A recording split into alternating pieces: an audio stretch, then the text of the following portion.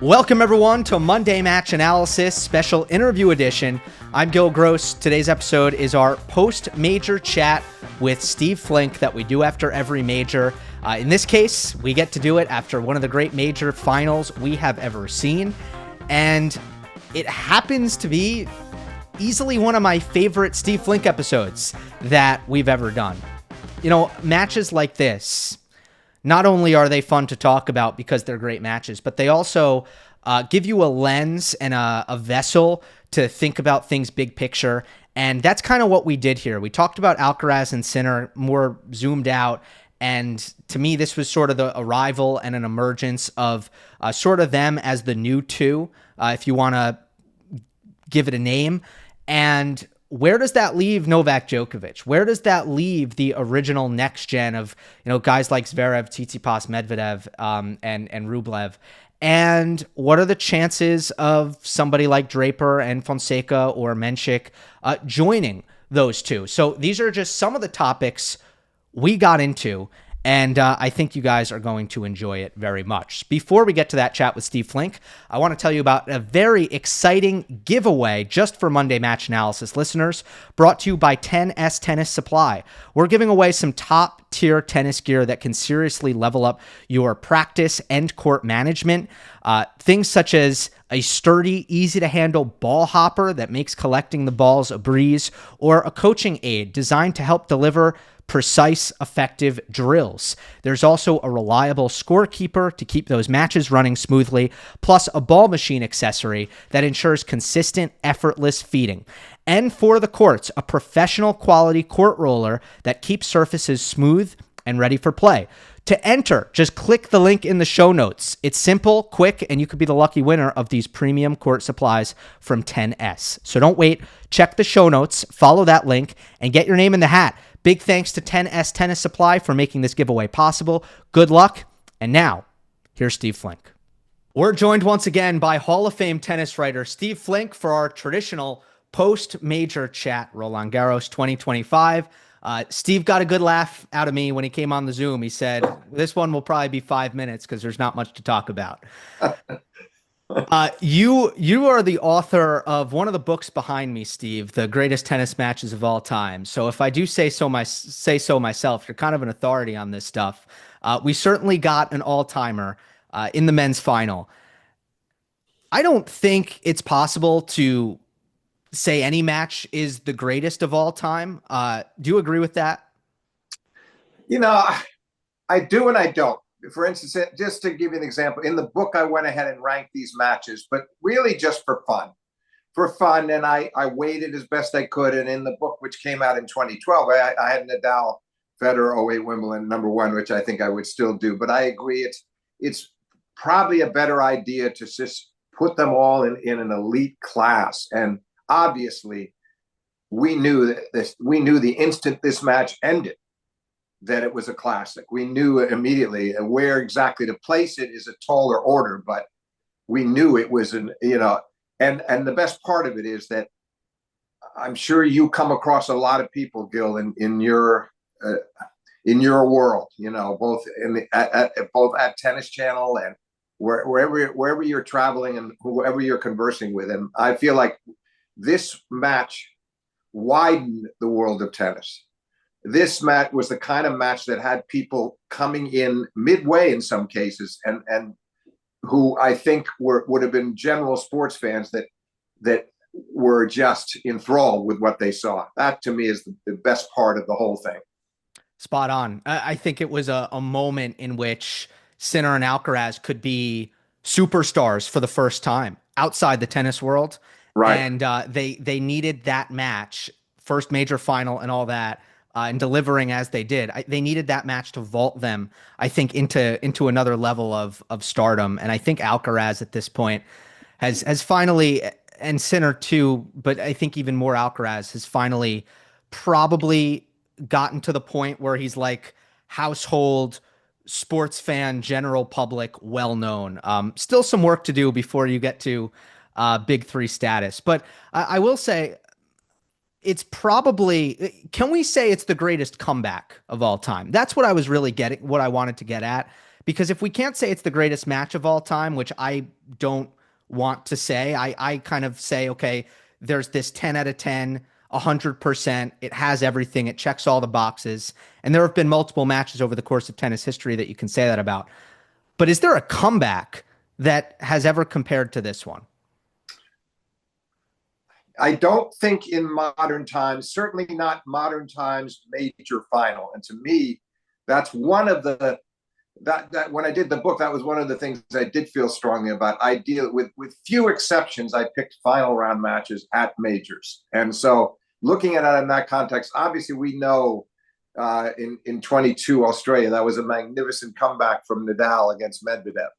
2 sets down, 2-3, love 40. That's dire predicament for Nadal to come back to win in 5. So that was pretty special. And obviously Agassi made a great comeback in 99 when he won it over Medvedev, over another Medvedev. And so there have been some great comebacks from 2 sets down, but to this to be not only 2 sets down, but obviously the triple match point in the 4th, I would say, given those circumstances, I mean, one other that was pretty special, I think, was Djokovic against Federer in the semis of the 2011 U.S. Open. There were 2 years in a row where he saved match points against Roger, but in going to a semi just to step outside the final round criteria, that was pretty special because Djokovic was 2 sets down to Roger and then also down 5-3 in the 5th, and Rogers got double match points. So, but I would say I would still put this one at the top when you add it all up and you see where Alcaraz was and what he had to do to win those last 3 sets and where he came from in the 4th. Yes, I would say for a major occasion, it was the outstanding comeback Against a world number 1. Right. Hadn't dropped a set all tournament. Yep. Hadn't really lost to anybody other than Alcaraz in the last 6 or so months. The stat is crazy. He's like 47-0 against opponents not named Alcaraz in his last 50 matches, and he's 0-3 against opponents named Carlos Alcaraz. So I think just given Jannik's stature at that point in time, up 2 sets to none, major final, winner of the last 2 slams, all of that, it plays into it even more. And one go ahead. Point is that if you look at it, he actually had pretty significant chances in all 3 sets that he lost from 2 sets up, because even in the 3rd, he had the early break. Then, he went down a break, then he got it back and was serving for 5-all. So if he holds for 5-all, maybe he's in a tie break, maybe it ends in straight. And then we'll get to the 4 set later, but obviously triple match point there. And then in the 5th, the comeback in the 5th that brought him within 2 points of victory again. So he was really in all of those sets. And it's just astonishing. It's a good point. And on paper, when you see a tennis comeback like this, you think one of a few things. You think there was a choke here, or you think somebody got really tired here. Like, for example, the comeback with Sinner and his first Australian Open title, that was a predictable comeback. You knew that Daniil had no legs, and at a certain point, that felt inevitable. But this was a case in which I don't think there was major choking, and I don't think there was major fatiguing. Is that fair to say? I would say definitely not major fatiguing. There was a moment at the start of the 5th when Sinner lost his serve where he looked like he was hobbling a bit, and you worried what's going to happen, and that disappeared. That was evaporated almost immediately, which was a relief to us all. I would maybe slightly debate the choking part. Okay, let's do it. I would take you on a bit on that, and I don't want to be harsh on Sinner, but I am critical of what he did on the 2nd and 3rd match points as opposed to the 1st, where Alcaraz coaxed an error out of him. He hit a deep ball to his forehand, had him running wide for that forehand. It was a difficult shot. But the last 2, I do feel he did choke a bit there. I don't want that to come off like I think he just threw them out, and it was a terrible choke. And then again, I think he did again, by the way, one more time in the 5th set at 5-6, 15-30. Was not a difficult forehand. He had played brilliant half volley finesse shot the point before. He was on a roll. He won 15 out of 16 points. And I just thought this forehand was not the least bit difficult, and he hit it a couple of feet long. It wasn't even close, and I think he was really surprised by that too. Those moments, you can be critical of him. Again, I don't want to take anything away from him and his performance because he kept bouncing back, and it was a gallant. He competed really with a lot of integrity and a lot of. He never quit, and he kept coming back. But I'd say those moments, I feel there was some choking that went on. Yeah.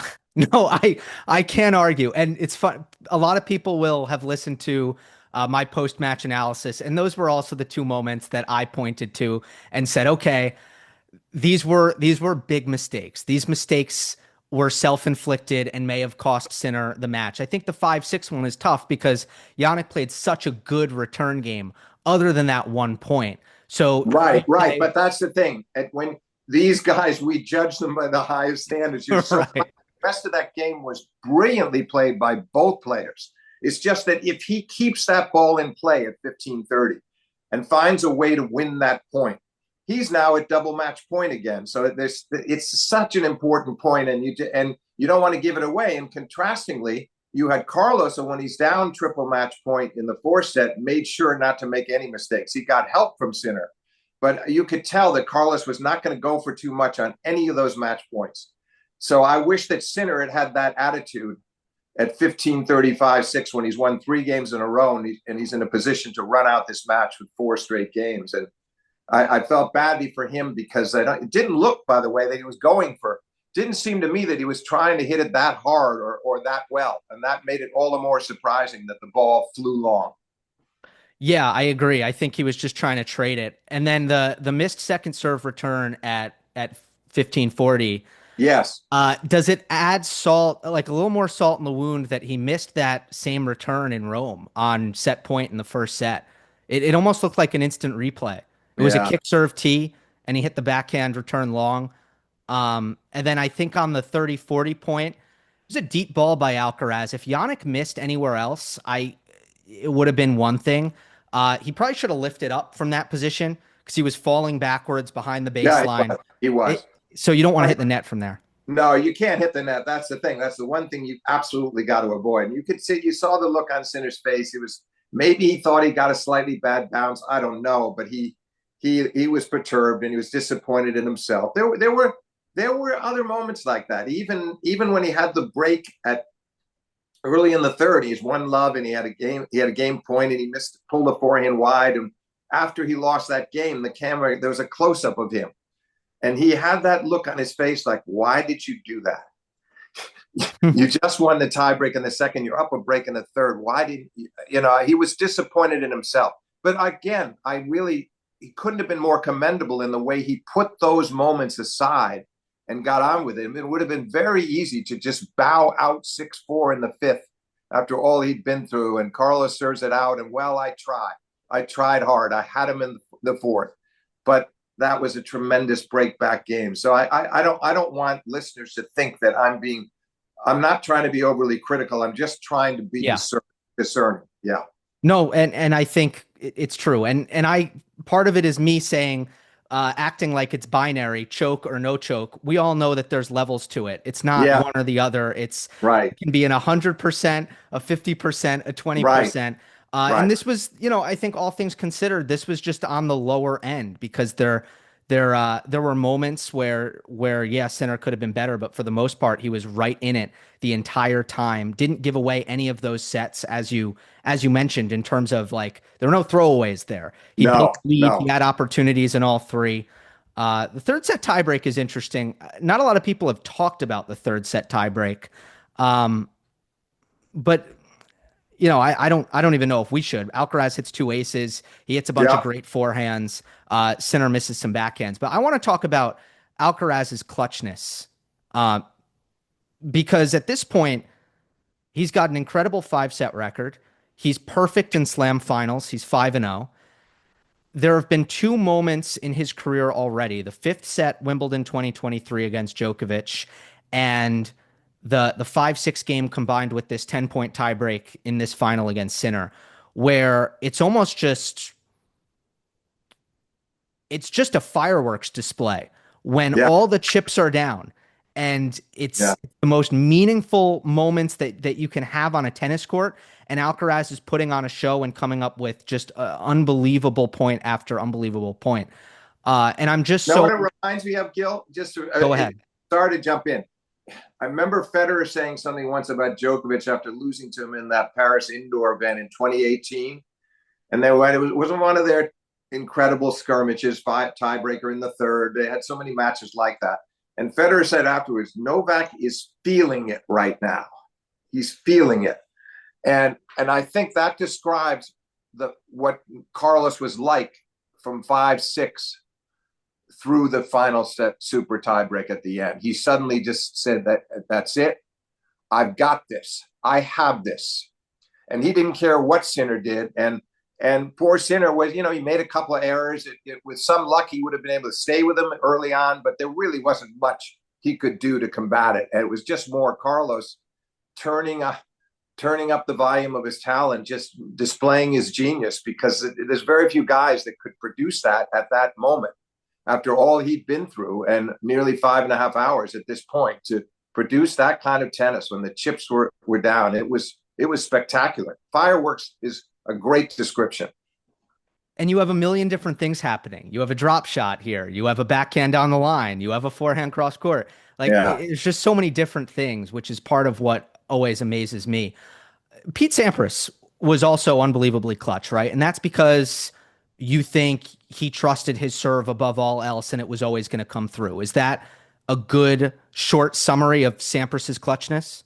I think that's a good part of it. And I think the second part of it is just the temperament. He was so calm. He was always so composed. He never let you know what he was thinking. And he always believed that he was better than anybody else. It wasn't arrogance, but he just deep down believed it. And so, yes, the serve could get him out of jams, but also he just would come up with the right shot at the right time too. The serve really helped, but I think that temperament was just remarkable. Okay. And Novak Djokovic would go, on command, would lock it down, and the mistakes were non-existent under pressure. And that's kind of how I would summarize his clutchness. Even though there are aggressive moments in there, it's not to say that he's not aggressive, but the error count would just disappear under pressure for Novak. Yeah, I agree with that. It's two-pronged, I guess you could say, Gil. I think of 2019 is the classic example of what you're saying right now, is that in 3 tiebreaks that he won over Federer in that 2019 final, which was 13-12 in the 5th, didn't make a single unforced error in the 3 tiebreaks, and that was clear lockdown. Then you can look at the 2011 semi that I referred to earlier at the U.S. Open, where he's down. It was all getting away from him. He was really upset with himself because he'd made this comeback from 2 sets down, and they're in the 5th, and he plays one loose game, and Roger's serving for the double match point. And there he went for broke. That was interesting. There he just said, no, I'm just gunning this. Yeah. And it was a little oversimplified by him and by Roger, I think. It wasn't reckless because he had a great return. He could make that cross-court forehand return from the deuce court a lot, but he didn't often hit it quite as hard as he hit that one. And it was a screaming winner, and then it completely turned the match. So So I feel like there are layers there. There are different, he has different doing it, but the primary one is what you said. It's the lockdown. So bringing it back to Alcaraz, it's a different flavor of it altogether, because I almost feel like he's a dice roller, a gambler. Not to say that there's going to be insane low percentage decisions all the time, but there's a fearlessness with how he's going after his forehand and some of the net approaches that you'll see from him that I've pointed out in like Beijing and Rome. I don't know if there was like a super daring net approach that you can point to in this match necessarily, but he obviously wants to do it every time on his own terms. And I'm fascinated by the idea that there are so many different flavors of clutchness and there's no one way about it. So why do you think this has worked so often for Alcaraz? Even though it's so different from the way Novak did it and the way Pete did it, you still have this incredible level of just coming through when it matters so far in his career. Yeah, it's a lot harder to define his greatness in that sense. You're right. And as you just described it, look, let's go back again to the triple match point. He wasn't going to do it. Triple match point down in the fourth against Sinner. He wasn't going to do anything foolish on those points. Now that he had to really rein himself in to think that way. I thought that was remarkable that he just, there was no way he was going for a Carlos out of this world winner. He was going to keep the ball in play, keep it as deep as he could, make Sinner beat him. And yet then you contrast that with the end of the match, the way he played the 5-6 game, because even after Sinner squandered that opportunity to be double match point by missing that cross-court forehand at 15-30, 5-6, then Carlos on the next point plays a ridiculous shot, a return into the corner from Sinner that would have beaten Carlos and anybody else 9 out of 10 times. And Carlos makes kind of a stab with his forehand, a slice forehand. As it leaves his racket, I think, oh, this ball is going out. There's no way it's staying there. It lands right in the corner near the sideline, but that's a shot maybe only he could have pulled off. And then the fireworks that you described in the tiebreak, you think there'd be a little more caution. Okay, I got to play every point. I got to, if I get a lead, I'm going to go for it. No, he just started going for it from the first point of the breaker right on through, the way he had closed out the previous game. There's no explanation for that other than, to me, Gill, his instincts are phenomenal most of the time. There are going to be days, bad days against lesser players where he loses, and it's just not there. He just doesn't have it on those days. But in these big matches, his instincts are that's why he's 5-0 in major finals. And look what he's done. He's beaten Djokovic in 2 Wimbledon finals. He beat Sinner in this final in 5 sets, Zverev in 5 in the French final last year. The only one that didn't go, the only one that was more straightforward was Ruud at the U.S. Open for his first one in 4. But look at the 5 setters that led up to that, the 3-5. Right. So he's 13-1 in 5 setters. And I honestly don't think that's a matter of conditioning. I think it's much more his mentality than his fitness that has won him all those 5-set matches. So there's just, in a lot of ways, to me, Gil, it's indefinable. I think, my best attempt to define it would be a fearlessness combined with an ownership of what he's doing. Yeah. So you said this with Pete, Steve, that there's a certainty to it, that there's a very deep-rooted belief in it. I don't think it's possible to come up with the ideas that Alcaraz comes up with and actually execute them unless you're just like 100% committed as you're hitting these shots. And I think that's a completely unique quality to Alcaraz, even though there's one player on tour who I think has a little bit of that in his brain. Not the physical tools of Alcaraz, but it's in his brain. Do you think you can guess it? It's someone who, when the chips are down, he's never gonna be passive, and he tends to actually make it work because he believes in himself and he has a ton of confidence. Talking about a current player? He's current. He's top 20. I think he has a little bit of Alcaraz brain in him. You're going to have to clue me in on this one. Nobody is springing to mind for me. Okay, I think Ben Shelton has a little bit of Alcaraz brain. He may well. That's fair. That's a fair point. I want to see where he goes from here with it, but that's a fair point. There's some limitations, right? Like he's not. I just want to clarify. Not most people probably don't need clarification. Shelton has certain limitations that Alcaraz doesn't have. Like Alcaraz is the fastest player in tennis. Shelton's not in the top 25 fastest players in tennis. Alcaraz has an elite backhand. Ben doesn't. So I'm really just saying, in the head, there's a certain level of, I'm rolling the dice, but I fully believe that this is going to work, that he has, that I think is very rare. But players get more safe and more passive under pressure. And sometimes you can take advantage of that with aggression. Yeah, very true. No, he's fascinating. I still think that's a good, I like the analogy to Ben, but I still think that Carlos is one of a kind. And what I'm going to be interested to see, though, is he has such joy in competing. There probably as much more than anybody else out there. He just loves being out there and showcasing his talent and connecting with fans, sharing it with them. And I hope that exuberance never disappears, and hopefully it won't. But I just want to see what is he like 4 or 5 years from now. Let's just say 4 or 5 years from now, he's at 14 majors or 15 majors or wherever he might be. And, as he's chasing history, does some of that change? Does he change his approach? Is he more conscious of what he's doing? Because that's one thing I think happens to all the great players is that they, as they get older, they know more, but sometimes the self-awareness can get in their way.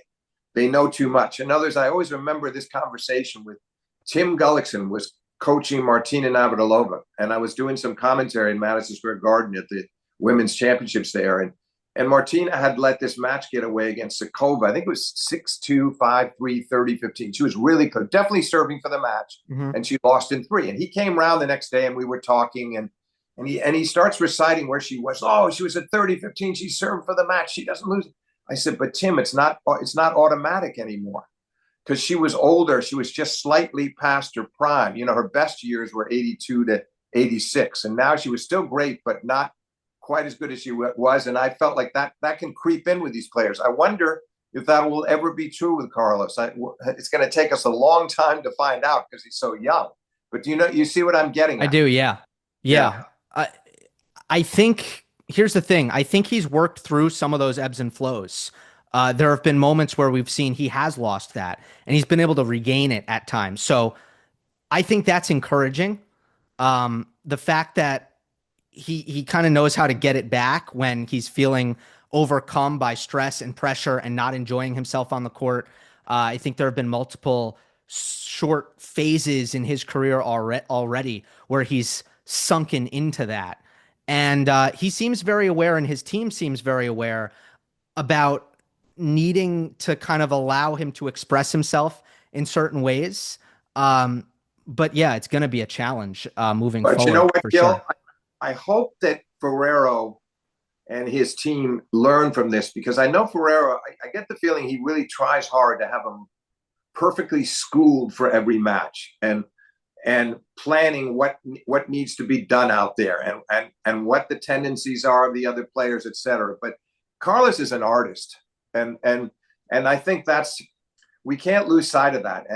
But what I love about him is he's so darn adjustable. I mean, think back to that Wimbledon final, the 5-setter with Novak, the first of the two, because last year wasn't close.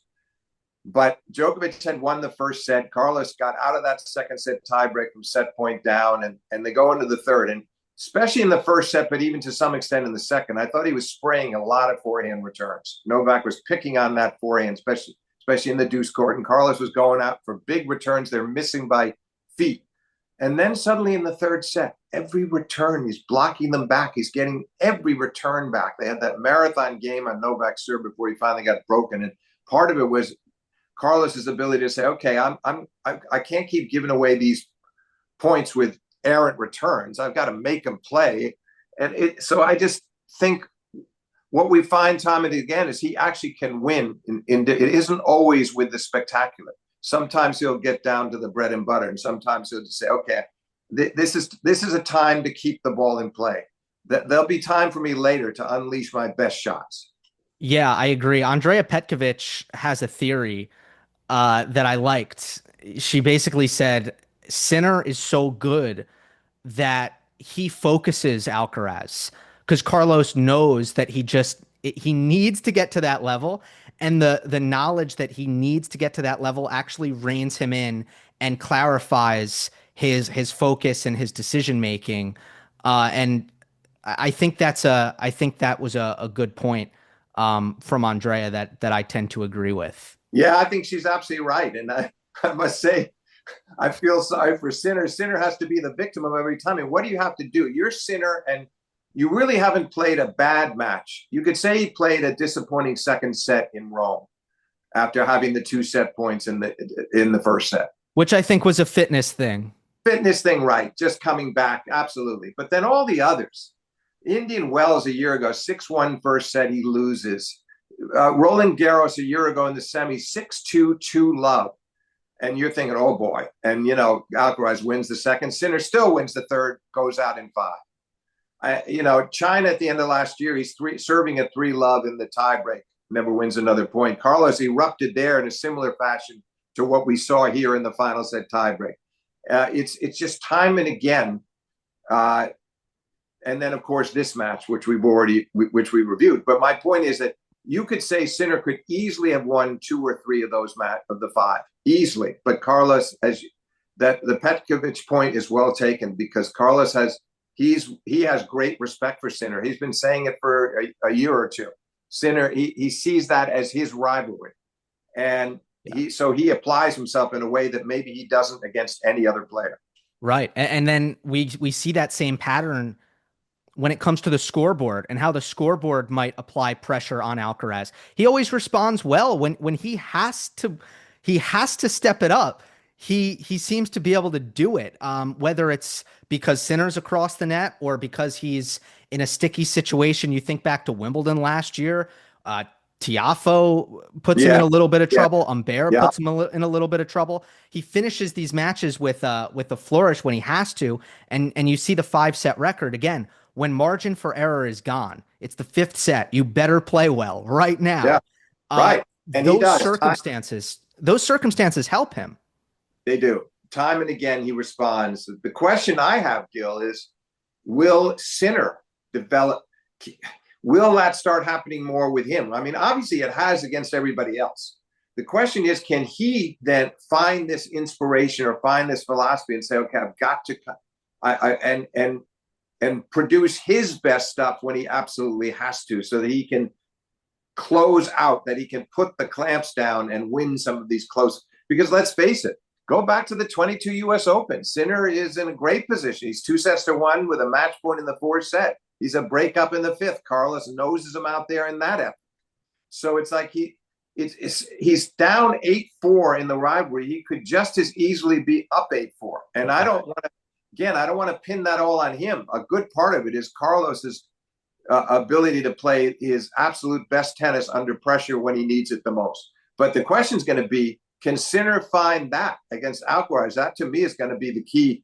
Sometimes he's got to find a way to take matters into his own hands. And I'm not suggesting that he's going to suddenly be Carlos and say, okay, I'm going to produce shots that people only dream of, because that's not how he likes to play. He reminds me much more of Novak than of Carlos. I think Sinner wants to take control of points, but he wants to do it he wants his aggression to be controlled aggression.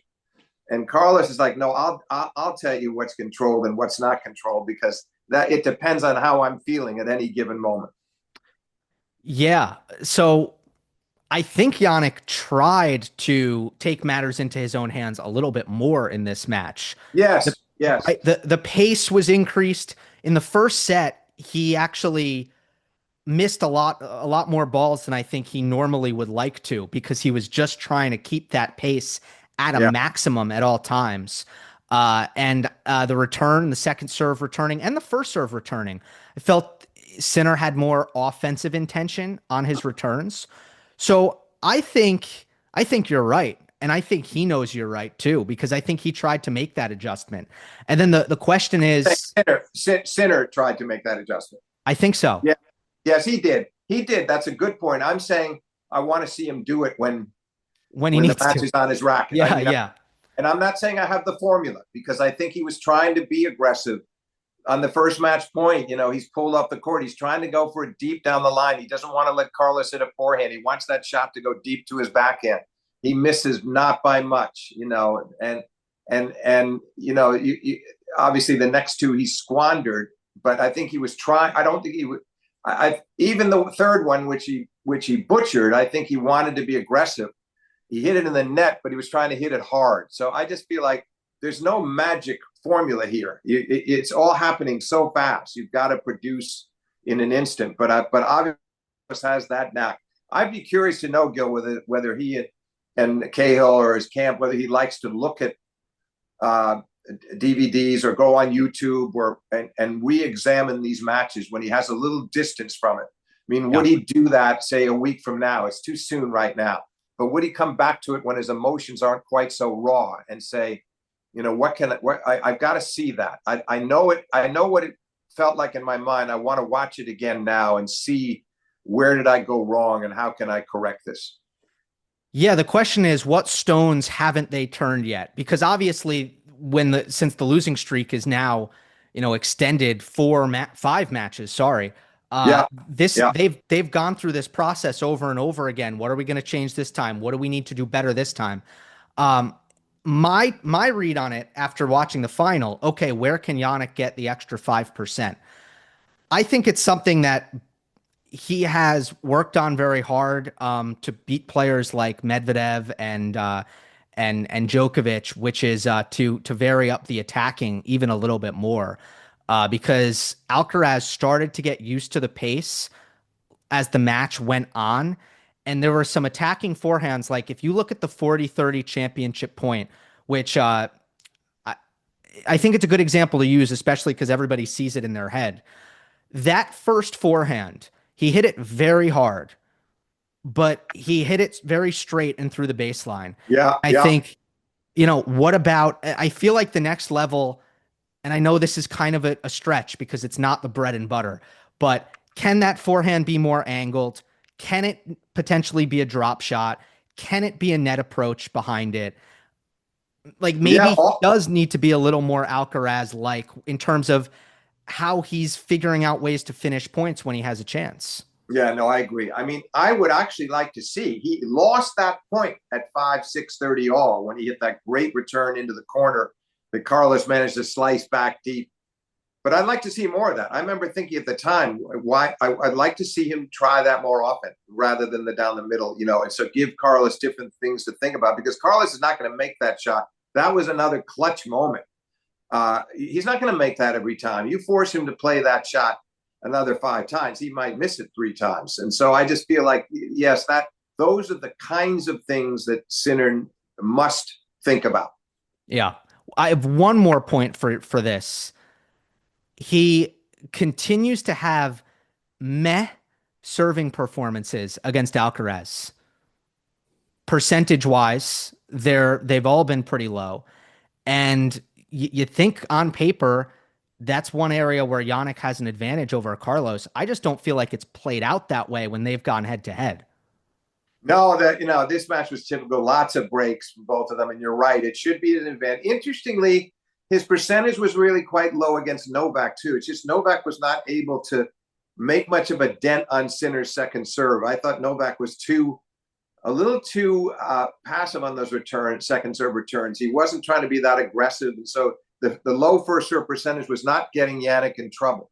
But it was surprising to me in the final, because you're right. That's one advantage he should have, really, is that he could win a lot of free points of his first serve, and he wasn't getting in with the frequency he needed. Yeah. And it's clay against Alcaraz. It's hard, but Novak managed it in the Olympics final. So it is possible. He did. Look, Novak didn't lose his serve. What people forget about that match is there were no breaks in 2 sets. It wasn't just the 2 tie breaks. Nobody broke. Yeah. So yeah, Novak proved it. No, I mean, because he goes for such, he is the best spot server, I think, of all of them, and so I think that's what gets Novak the holds, is that he can almost put it on a dime when he needs to on those big points. Agreed. Before we move on from this final, did you feel there were adjustments from Alcaraz late in the match, latter 3 sets, or at any point that are worth going over? Or do you think it wasn't so much adjustments and it was more just performance and executing at a higher level? I sign on for the latter. You saw him. It was interesting. And again, I guess I would wish, who can argue with a guy that succeeds this way? I still prefer it when he's trusting his own instincts, which usually are pretty good, as opposed to the banter back and forth with Ferrero. And I get it. They're allowed to talk to their coaches and he wants the input. But no, I think it was more the latter, is that, he just keeps figuring things out. He just keeps demanding of you, the opponent, that you keep coming up with something extraordinary. And I honestly think it's largely his instincts, his sense of what he has to do at a given. And again, think about that. Sinner's won 15 out of 16 points to get to triple match point. And Carlos isn't panicking at all. And so it was Sinner who got tight on the match points, and Carlos finds his way out of it. So it doesn't seem to matter how much momentum. That was a lot of momentum. That was Sinner coming from 2-3 all the way to 5-3 and nearly winning 4 games in a row to win the match. Same thing in the 5th, when Sinner's won 3 games in a row and almost breaks him at 5-6 to complete the triumph. And how can you explain Carlos's ability at those moments to suddenly There is no panic, and somehow he's worked it out in his mind, and he's just not worried at all about what just happened. He's saying he's ready for this next point, and he produces almost every time. I agree. I don't think he won this match with a chess move. No. I mean, he did the deep return position on the second serve in the fifth set worked really well. I'll say that. But he tried it earlier on in the match and it didn't work all that well.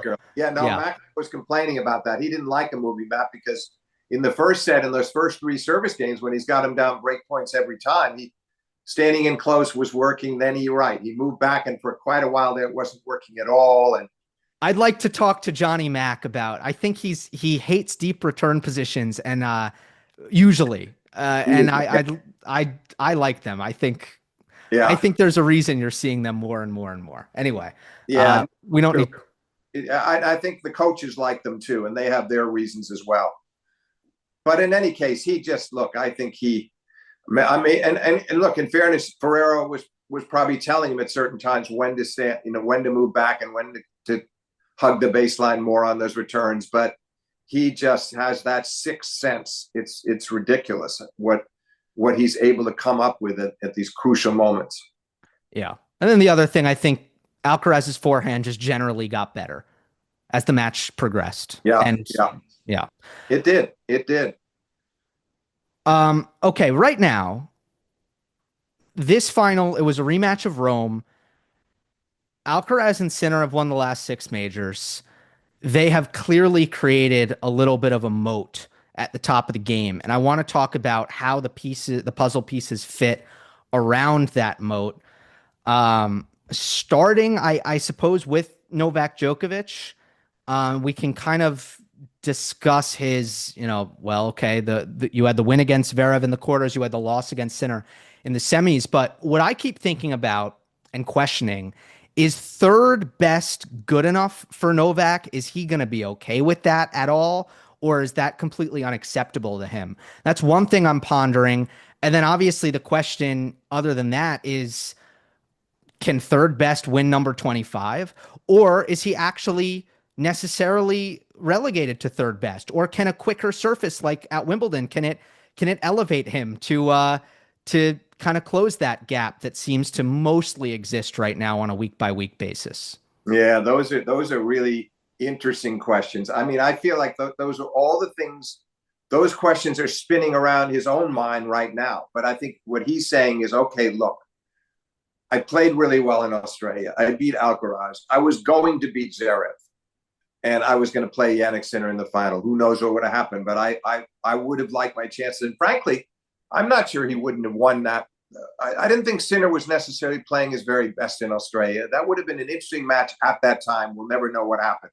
But he could at least say, I was on the verge of it there. And he certainly could feel like he was not going to lose to Zverev in that semi. And I believe that. A healthy Djokovic would not. I think it would have been a similar result to Roland Garros.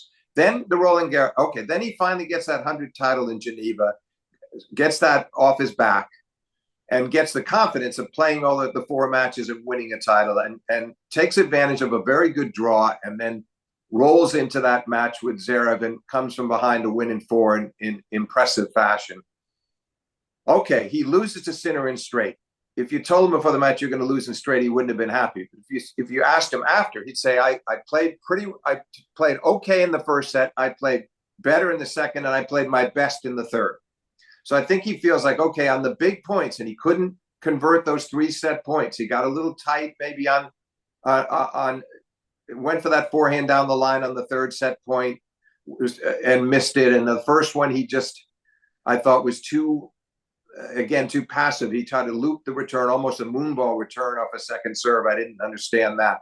Leave that all aside. His level was still pretty good. And your point about Wimbledon, I think in his head, he's saying, okay, look, the grass does suit me better, particularly against those guys. I can beat a lot of guys on clay. Can I beat Jannik? I don't know. But I feel like all along, everybody said, Gill, Wimbledon would be the best shot. Yeah. I mean, they said everybody felt that before the year started. Okay, if he's going to win one more to be Wimbledon. So I feel like he could use a little luck. Obviously, one of the problems I think he had here in Paris was he's out there against Sinner. And when the second set got away, after he'd broken back to 5-all and went to 40-15, that was a big, crucial game to lose. And Jannik serves out in these 2 sets. And even though Novak's competing honorably in the third and playing his best tennis, in the back of his mind, he's saying, okay, I win this set. I'm still going to be out here for maybe 2 more hours. That's the kind of a depressing prospect when you still have a final to play. So I do think one of the keys could be at Wimbledon and the U.S. Open.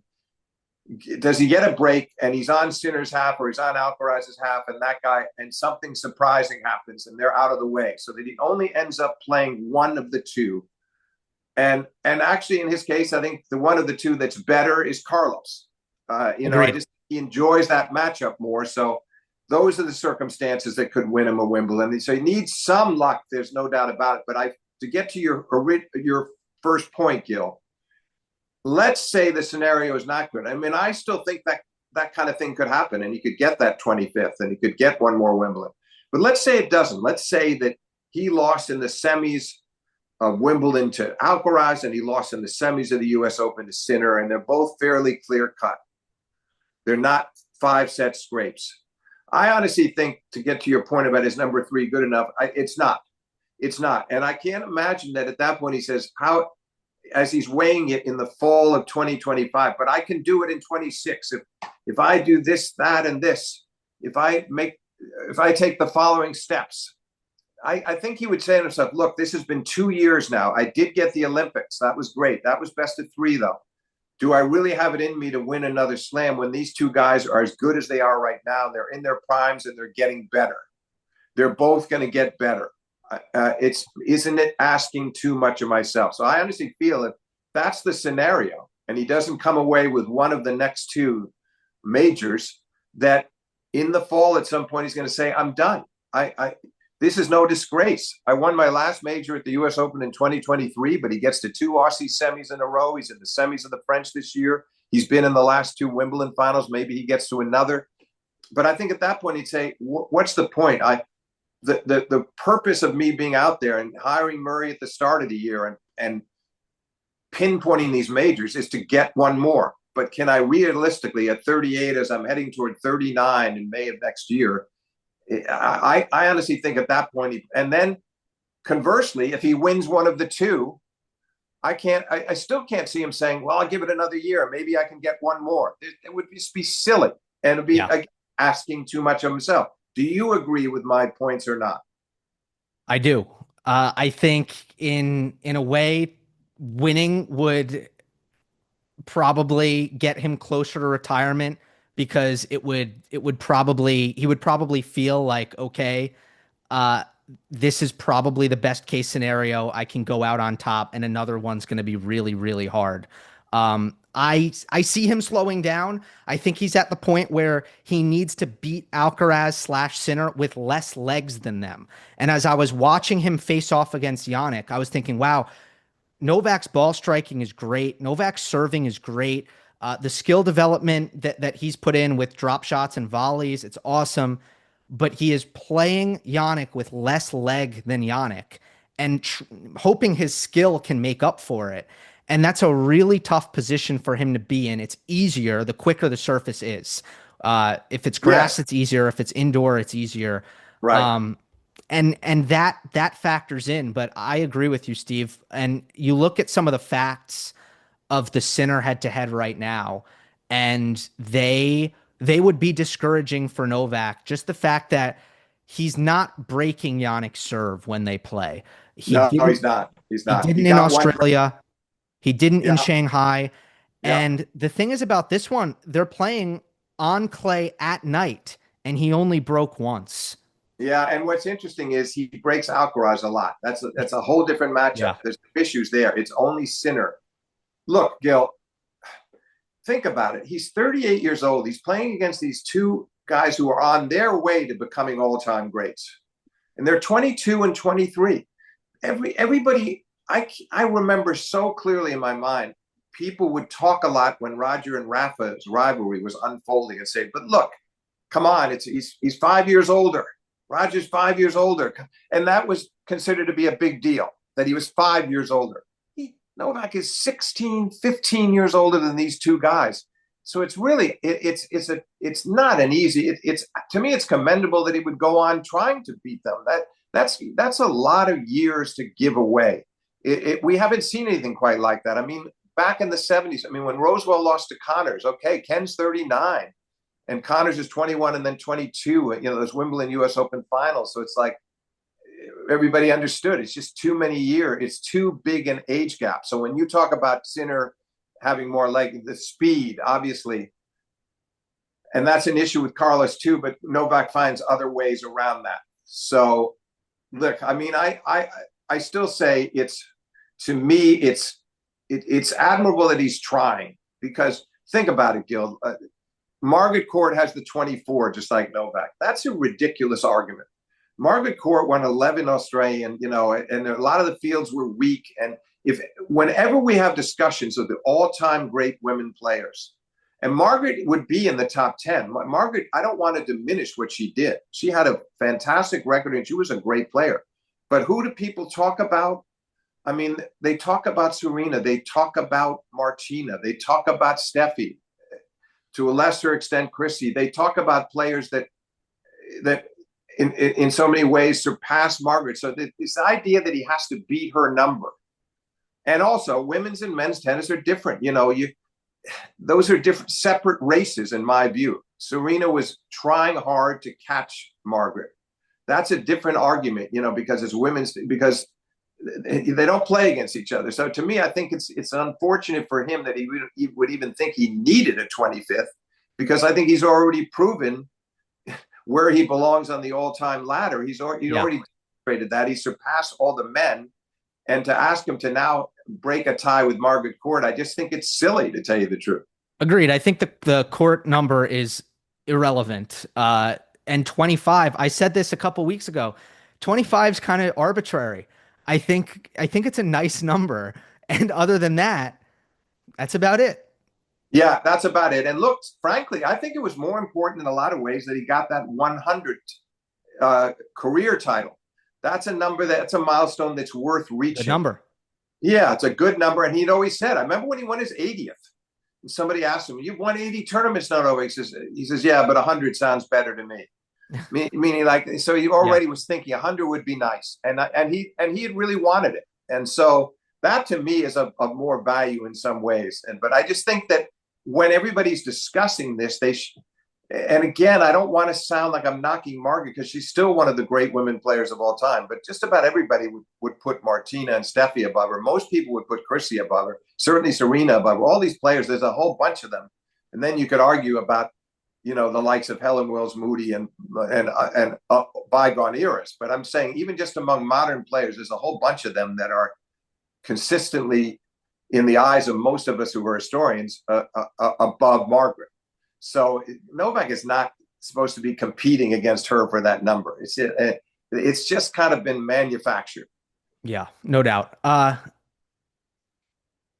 Other than Djokovic trying to see what he can do in these in these twilight years, and potentially just getting stuck in third place a little bit the last couple of years because of how good Sinner and Alcaraz have been.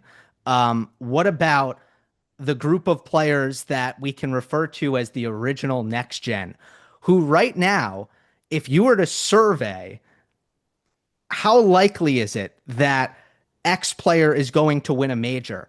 I don't think there's ever been a point in time in their careers where the outlook would be so negative. If you ask that question of Zverev, of Tsitsipas, of Rublev, and I feel like I'm missing a big one.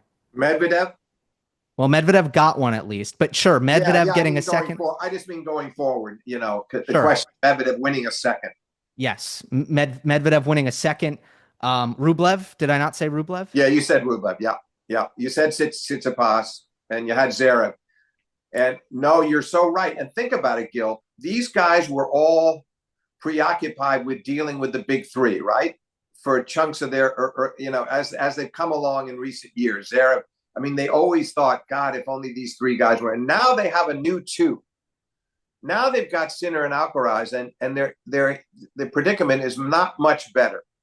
It's because not. these two, as you just pointed out, it's 6 in a row combined for those two guys, and they're going to keep amassing those big titles. And maybe Novak gets one more, and maybe he doesn't, but they're going to have to keep finding ways to beat those two guys. And yes, Zverev has done very well against Carlos. I'm not sure that continues, to tell you the truth. And also, the one time when he's playing him in a major final and he's up 2-1, he couldn't get it done at Roland Garros last year. And and Tsitsipas he's in a crisis. We don't know at this point if we'll ever see him back in the top 10. Let me tell you what question I was gonna tee up for you. Sure. Before you get into these guys. Sure.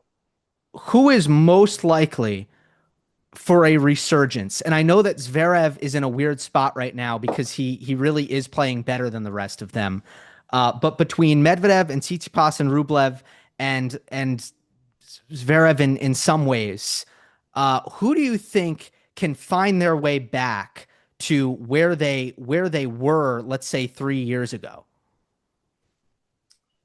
Yeah, I mean, obviously Zverev is in a different place from them because he's continued to remain near the top, and he's still been consistent. He didn't have a good run post Australia up into the clay, but I'm not too worried about him. I still think he's most likely of that group. But Medvedev, I'm very worried about, to tell you the truth. He might be the most likely to have the resurgence that you're describing, but I think it could just as easily go in the opposite direction because he's a very emotional guy. We see it all the time on the court, that the kind of imploding, and it was another match that gets away from him again here against Cam Norrie from 5-3 in the fifth and the first round. Too much of this is happening. There are too many guys now that go out there who didn't think they could beat him before that now think, all right, if I just can hang in there. He's not serving like he used to. We've talked about this a few times. I've seen no sense. I get no sense that serve is going to get any better unless there's some kind of shoulder surgery. I mean, I don't know what's going on, but that's not the way the Medvedev who won the U.S. Open in 21 or heading into 22. And there were moments at the 23 Open and the 24 Australian where I thought he was close to what he had been, but I'm worried about him. And Tsitsipas, I guess I'm even more worried. So the way you originally set this up, and Rublev, Steve, and Rublev, I don't even want to discuss. And I have no hope for him. He's a nice guy, by the way. Again, I don't want to knock him. I love watching him when he's playing well, and he's fun to watch because he hits the ball such a ton and he tries so darn hard. But I don't see it. He's gone down a level now too, and he never reached the heights, the peak level of Tsitsipas and Medvedev anyway. So, but don't you sympathize with the other group, with the Medvedev, Zverev, Tsitsipas group? Seemingly they should have been in a position where now is a chance to strike, and it just doesn't look to me any more promising because of the greatness of Sinner and Alcaraz, and obviously. Carlos, again, Zverev, for instance, has had his success, played Carlos pretty even, might even be up a match. But I don't like the matchup of Zverev versus Sinner. I don't think that was an accident what happened in the Australian final. I think Sinner's going to handle him almost every time out. Well, there'll be days when Zverev might pick off Carlos. But I just feel like, again, for those guys to be in a draw and have to beat, for any of the guys we've just discussed, to have to beat Sinner and Alcaraz back-to-back is inconceivable to me. Yeah, me as well. Again, for Tsitsipas, for a guy like Tsitsipas, I don't even think the conversation is about competing with Sinner and Alcaraz anymore. The question is with Goran, and at least there's something positive there to look forward to and see if that works. Can Tsitsipas get back to being a top 8 player? And that would be considered a resurgence, I'd say. Yeah. That would be nice to see, and I agree with you, Goran. That'll be an interesting mix, and I hope what happens is that Tsitsipas has a decent Wimbledon, enough so that he asks Goran to stay on, that there isn't just a grass court season for them, but where they extend it. In my opinion, huge red flag if that's not a long-lasting relationship. Yeah. Oh, yeah. I agree. Because it would not be a Goran problem. I mean, we know that, right? Yeah. I don't know. You used the word sympathy. I believe that they're in kind of a tough spot.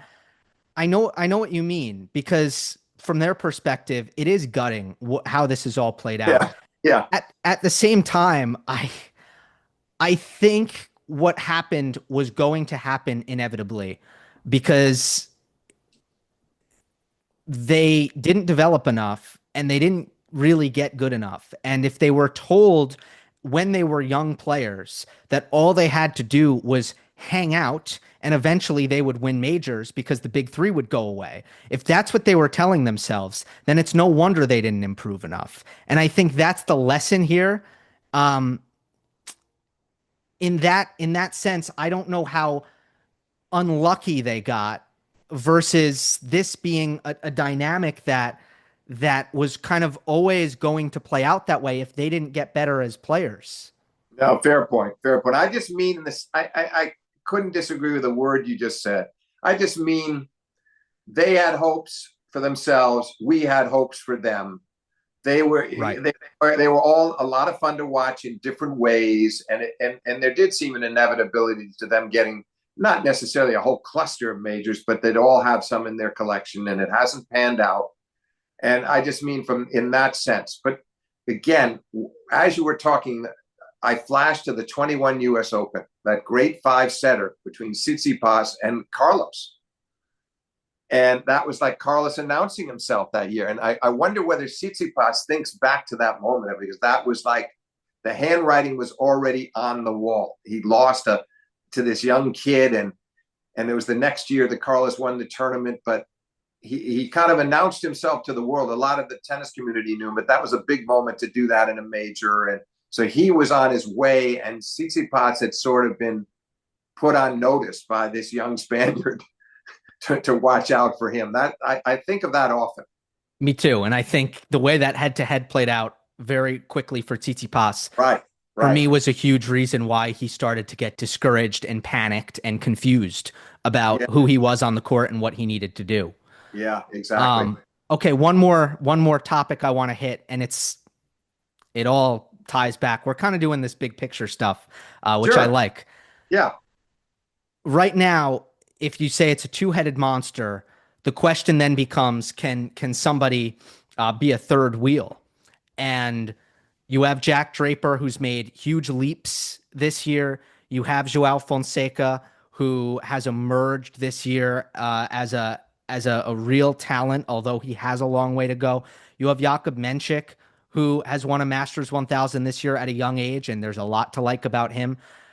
So if you want to introduce any other names, No, go right ahead. I think you got it with that group. Those are the people that I think of as well. And I must say, Gil, just to comment on Draper, okay, he lost to one of the more bizarre players in the game in Bublik. I don't think he's going to lose sleep over that. I mean, he tried, and Bublik was on one of his runs, and Bublik has made that comeback against Imanor that made no sense to me after losing the first two sets 2-2 and winning the match. He was on a run. But I feel like Draper, the progress he's made this season, I'm very encouraged. And Wimbledon's going to tell us a lot about him. Will he let the crowds work for him? He can be a real factor there. You know, he's that could be a very exciting run for him. And I'd certainly like to see him play a Carlos or a Jannik at the Shrine and see what happens. But I'm very encouraged about him. Mensik showed us a lot in Miami. I think for a big guy, he moves incredibly well. He's got a great serve. I'm pretty encouraged about him. And so I think they're going to be, Draper is already on the cusp of it, at least being a challenger.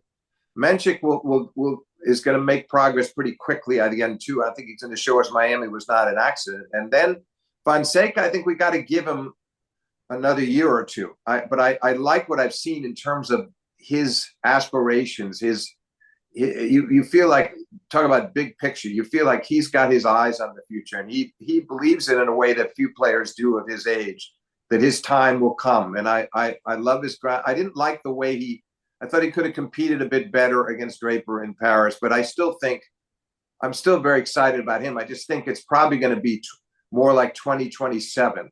You know, let's let him continue to progress through this year and next year. And by 2027, I expect to see him, you know, in the top 5 in the world, to tell you the truth. 2 years from now, if we're talking and he's not in the top 5 in the world, I'll be very surprised.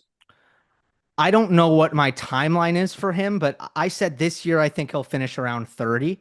That's what I've been saying for this year. And then We'll see. I think mostly it's about how he develops athletically, and what happens in the legs for Fonseca that's going to determine how quickly it happens. Mensik, I do have like, I agree with everything you said about the movement, the serve, the net rushing. The net play is actually pretty good as well.